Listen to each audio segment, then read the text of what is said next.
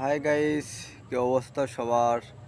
আশা করি সবাই ভালো আছেন, আমিও ভালো আছি। তো আজকে আমি যেই বিষয়টা আপনাদের সাথে আলোচনা করব, আপনাদেরকে আমি এত ভিডিও আমি আপলোড করছি, কিন্তু আমি কোনো ভিডিওতেই আমি আমার এই সম্পর্কটা, এই বিষয়টা আমি কোনো ভিডিওতেই বলি নাই বা আপলোড করি নাই। বিষয়টা হচ্ছে যে আমি একটা মেয়ের সাথে মোটামুটি 4.5 বছর হয়ে গেল আমি তার সাথে সম্পর্কে জড়াইছি।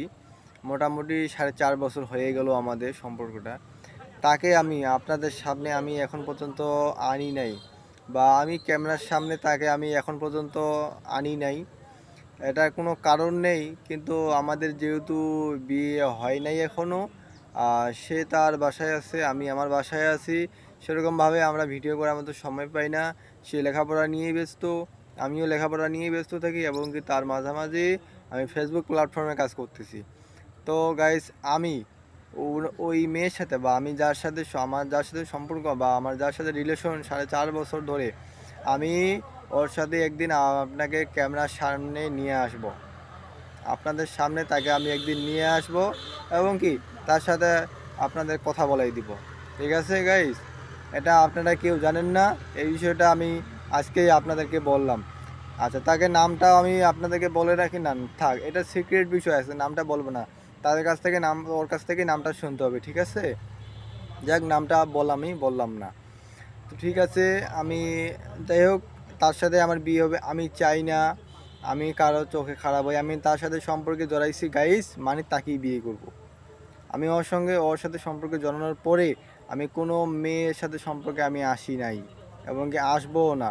আমি ভাই এক নারীতে আসক্ত, আমি কারো কথা শুনতে রাজি না ভাই। এই হচ্ছে বিষয়। যাই হোক, আমাদের বিয়ে মোটামুটি ঠিকঠাকের কাছাকাছি।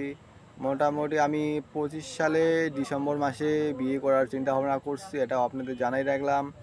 হ্যাঁ, আপনাদেরকে আমি অগ্রিম, আমাদের বন্ধু বান্ধব, ফলোয়ার, সবাইকে আমি 1.5 বছর আগে, 1 বছর পার বা 1.5 বছর আগে জানাই রাখলাম বিষয়টা।